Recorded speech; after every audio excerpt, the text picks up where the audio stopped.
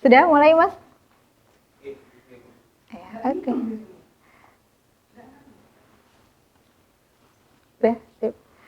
Halo, selamat pagi. Oke, bagaimana kabarnya setelah liburan panjang? Ditambah lagi kita masih liburan ya hari ini.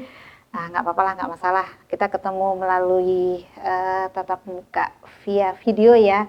Paling nggak mengobati kangen kita dengan pertemuan via daring. Oke, untuk semester ganjil kali ini kita ketemu lagi ya adik-adik dengan saya dan tim saya di mata kuliah produksi tanaman hortikultura. Oke, seperti tahun kemarin untuk tim teaching produksi benih tanaman hortikultura itu ada 3 ya. Jadi ada saya sendiri yaitu Putri Rahmawati, kemudian nanti dibantu oleh Bu Putri Santika, dibantu dengan Pak Warti ya. Oke, sebelum saya masuk ke tema yang mengenai produksi benih yang sesungguhnya, jadi dari beberapa varietas, alangkah baiknya saya sedikit mengingatkan kepada adik-adik bahwa pada saat kita melakukan kegiatan produksi benih ada beberapa aspek penting yang harus dipahami sebagai seorang penangkar benih. Oke, yang pertama adalah bahwa yang harus diingat sekali oleh adik-adik bahwa benih itu perannya sangat penting di dalam pembangunan pertanian. Kenapa? Karena pembangunan pertanian itu memiliki tantangan yang semakin kompleks dari hari ke hari. Tantangan yang semakin kompleks kenapa? Yang pertama adalah bahwa jumlah penduduk kita itu nggak mungkin semakin berkurang. Ya, jumlah penduduk kita semakin banyak, tapi lahannya semakin berkurang. Bumi kita kan cuma satu bundar, ukurannya juga dari dulu juga seperti itu. Tapi jumlah penduduknya semakin lama semakin banyak. Artinya dengan jumlah penduduk yang semakin banyak, setiap satu-satunya manusia itu memerlukan pangan. Nah, pangan dihasilkan dari mana? Nggak mungkin dihasilkan dari komputer kan, tidak ya. Jadi yang jelas adalah pangan itu dihasilkan dari kegiatan pertanian. Nah, akhirnya itu menjadi tantangan terbesar kita. Jadi bagaimana kita menghasilkan produksi yang tinggi, kemudian untuk memenuhi kebutuhan manusia, tapi di lahan yang sempit, dengan tenaga kerja di bidang pertanian yang semakin lama semakin sedikit. Nah, maka dilakukanlah beberapa kegiatan revitalisasi pertanian, diantaranya adalah ketahanan pangan. Jadi kegiatan ketahanan pangan bagaimana kita mempertahankan pangan kita dengan usaha kita. Salah satu usaha kita apa? Bermacam-macam di bidang itu. Kemudian kita juga melakukan kegiatan daya saing. Bagaimana produk-produk pertanian yang dihasilkan oleh petani itu nanti memiliki daya saing tinggi, jangan sampai harganya tetap harga yang rendah seperti itu. Nah, disinilah peran sebagai seorang ahli benih. Jadi adik-adik itu perannya sangat besar sekali di bidang pertanian. Jadi jangan sampai ada perasaan minder sudah semester berapa ini ya, hortikultura kan semester 4 ya, sudah semester 4 masih minder saja kuliah di pertanian, jangan sampai seperti itu ya. Jadi sebagai seorang ahli teknologi benih, maka perannya sangat besar bagaimana nanti adik-adik mempertahankan dunia pertanian ini, sehingga nanti dunia pertanian ini bisa mendukung pemerintah di dalam mesejahterakan masyarakat. Jadi ini benih bermutu, bervarietas unggul yang harus kita sediakan. Oke. Nah, tantangan pembangunan pertanian ini berhubungan dengan nasib petani dan pertanian Indonesia. Jadi nanti diawali dari tantangannya kepemilikan lahan. Kepemilikan lahan itu sekarang lahan sudah beralih fungsi, banyak yang jadi menjadi properti, kemudian menjadi kafe-kafe ya. Mungkin lahan yang sekarang saya lihat tidak akan sama dengan lahan ketika saya masih kecil dulu. Saya waktu kecil masih bisa itu lari-lari di sawah, di sungai pun bisa, tapi sekarang anak saya nggak bisa ke situ ya. Kemudian infrastruktur pertanian kita juga harus dirombak, harus dirubah sehingga nanti akan mendukung ke pertanian. Kemudian modal bidang pertanian itu sangat besar sehingga memang diperlukan pengusaha-pengusaha yang bisa mendukung ke arah pertanian kita sehingga nanti pertanian kita bisa dihasilkan dengan cara-cara modern yang bisa mendukung petani. Kemudian informasi-informasi penelitian, informasi-informasi pasar di bidang pertanian itu juga penting. Kemudian iptek itu juga harusnya mendukung ke arah pertanian karena apapun itu Indonesia adalah, kalau lagunya Bimbo kan rotan pun bisa kita gunakan ya. Artinya adalah bahwa tanah Indonesia itu tanah subur gitu loh.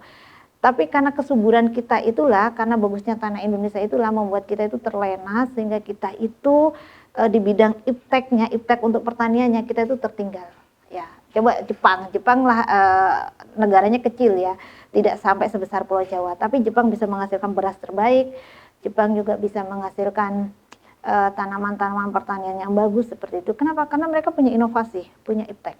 Nah, itu yang harusnya diperlukan oleh generasi-generasi generasi milenial ya, seperti itu ya. Kemudian budaya kerja kita juga karena kita sudah terbiasa dari dulu didoktrin bahwa kita itu bukan orang pintar, kita itu hanya bekerja untuk diri kita, untuk makan sehari-hari, kemudian untuk kebutuhan sehari-hari, dan didoktrin juga bahwa apa yang kita lakukan hari ini hanya untuk hari ini saja. Akhirnya membuat budaya kerja kita itu adalah budaya kerja yang bisa trimoni saja, seperti itu. Jadi ini yang harus dirubah. Karena kalau bidang pertanian kita mau maju, maka gunakan budaya pertanian seperti budaya kerja seperti orang Jepang yang tadi itu. Dia karena dia SDA-nya terbatas, maka dia bagaimana berpikir penduduk saya banyak, ada yang banyak saya butuhkan, tapi saya tidak tergantung kepada negara lain. Itu yang harus kita gunakan. Pelembagaan pertanian kita juga, kalau dulu banyak koperasi, sekarang koperasi pertanian sekarang sudah mati. Ini yang harusnya sekarang kita kembangkan kembali, karena koperasi itu sangat membantu petani di dalam menghadapi tengkulak-tengkulak di bidang pertanian ya.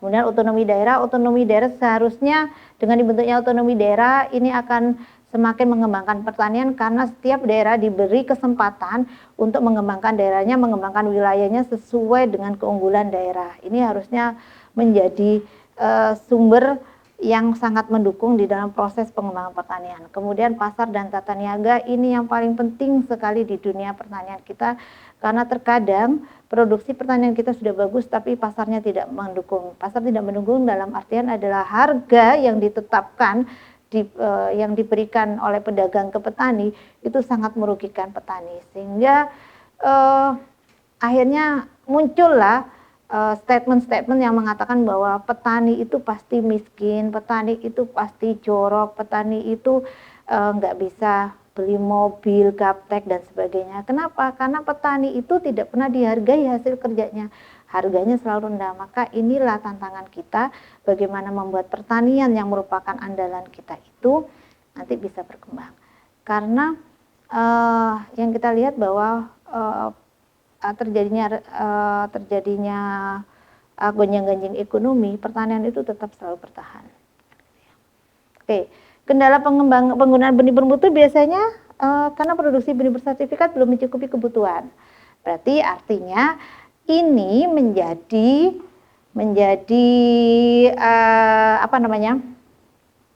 peluang untuk adik-adik mengembangkan benih-benih bersertifikat, bisa menjadi pengusaha bersama-sama. Mungkin nanti ada alumni teknik produksi benih poli J, mengumpulkan modal dalam satu angkatan, kemudian mendirikan satu perusahaan besar, kan gitu, di bidang benih. Kemudian distribusi benih bersertifikat juga belum merata di seluruh wilayah Indonesia, antara di Jawa, kemudian di Kalimantan, di Papua, ini belum merata semuanya, sehingga penggunaan benihnya juga tidak maksimal. Kemudian sebagian petani itu belum mau dan mampu menggunakan benih bermutu. Ya, belum mau itu rata-rata ada banyak alasan sih, bukan mereka tidak mengerti bahwa benih bersertifikat itu bagus, enggak. Kemungkinan ada mereka belum mau, biasanya itu faktor kepercayaan kan gitu ya. Oke, jadi itu yang menjadi tantangan. Kemudian yang berikutnya adalah kurang lancarnya alur perwujudan benih dari benih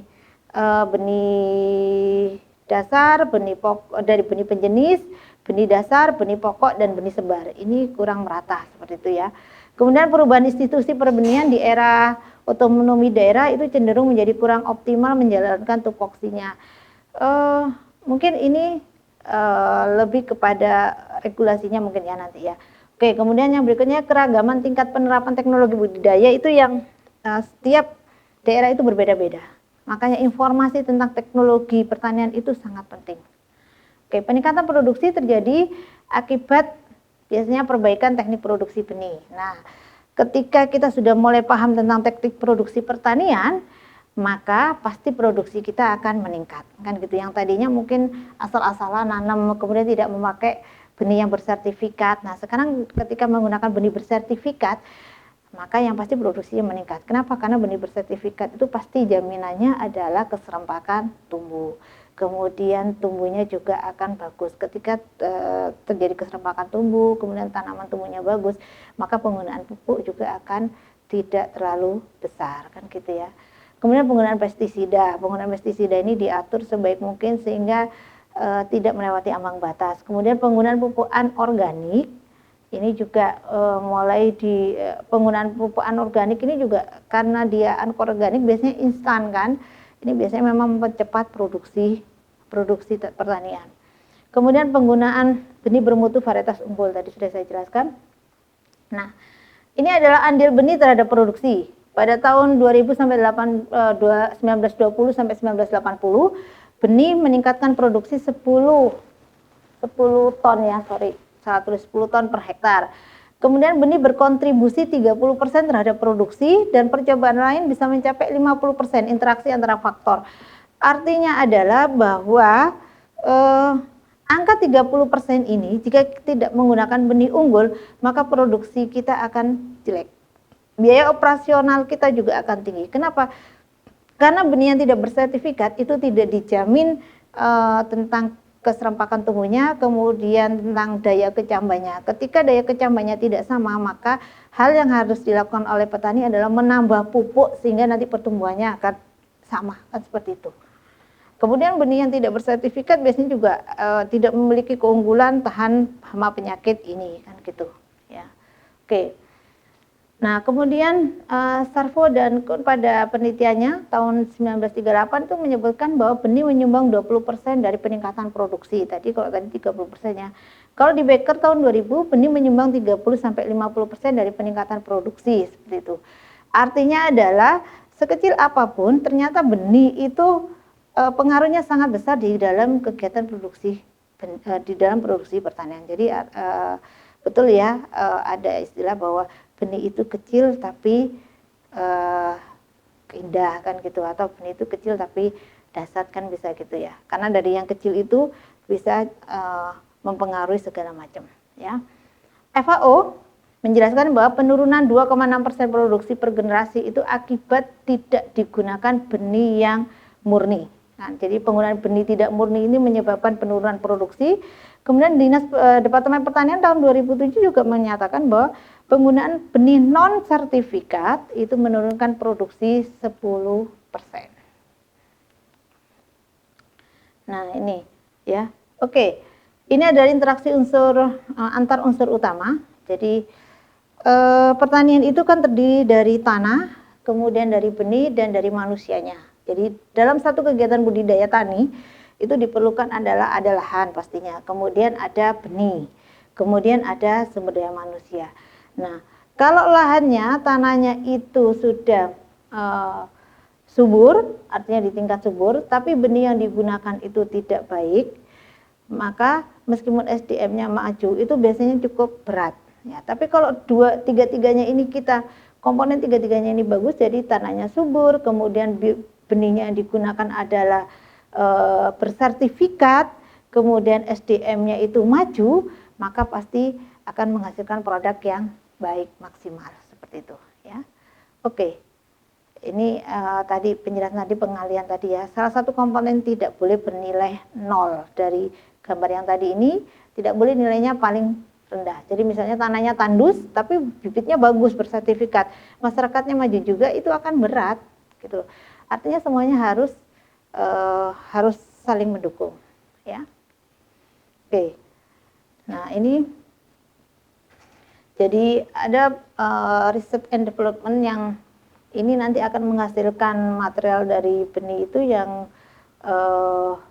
terbatas. Kemudian nanti ini di sini ada kualifikasi seed growernya, regulasi dan quality control. Jadi ini nanti akan menghasilkan kuantitas bahan tanam yang cukup untuk petani, kemudian terjadi variasi yang benar dan tingkat pembentukan bibit yang tinggi serta sehat. Jadi dari riset dan dari kegiatan penelitian itu kita berharap bahwa nanti akan menghasilkan bahan tanam yang baik. Ya, seperti itu. Nah, produksi benih itu sama dengan kita harus menjaga kualitas dan kuantitas. Jadi kuantitas itu adalah produksi per hektarnya itu harus tercapai, kualitasnya itu bisa bebas virus, kemudian dia termasuk yang serempak tumbuhnya, daya kecambannya juga bagus dan sebagainya. Dan ini didukung untuk bisa menghasilkan ini harus material yang kita punya rencana itu harus yang berkualitas semuanya, seperti itu ya. Sehingga nanti produksinya akan bagus. Seperti itu. Nah, ini gambarannya. Jadi kalau kita mau produksi yang bagus, artinya lahannya ya harus cari yang bagus kan gitu ya, yang tepat. Dan ini adalah beberapa gambaran bagaimana kegiatan riset and development membuat agar penurunan produksi karena virus itu rendah, sehingga kita melakukan beberapa improvisasi. Oke, mungkin itu ya. Jadi artinya adalah benih itu pasti menjadi yang utama di dalam kegiatan produksi benih. Sehingga pada saat adik-adik mata kuliah produksi benih hortikultura, kami dari tim teaching mengharapkan bahwa pada saat nanti adik-adik praktikum, kemudian adik-adik menerapkan di petani, tolong benar-benar diperhatikan proses produksinya sehingga nanti produksi benihnya itu menjadi produksi benih yang bermutu sesuai dengan 4 mutu tadi, yaitu mutu fisik, fisiologi, patologi, kemudian mutu fisik, fisiologi, patologi tadi itu. Jadi harus benar-benar terjaga sehingga nanti bisa membantu petani di dalam peningkatan produksinya. Mungkin itu yang dari saya. Jadi kita berharap bahwa di pertemuan-pertemuan berikutnya ketika kita membahas tentang produksi benih pertanaman, adik-adik sudah benar-benar paham aspek penting dari kegiatan produksi benih itu. Terima kasih, selamat siang. Assalamualaikum warahmatullahi wabarakatuh.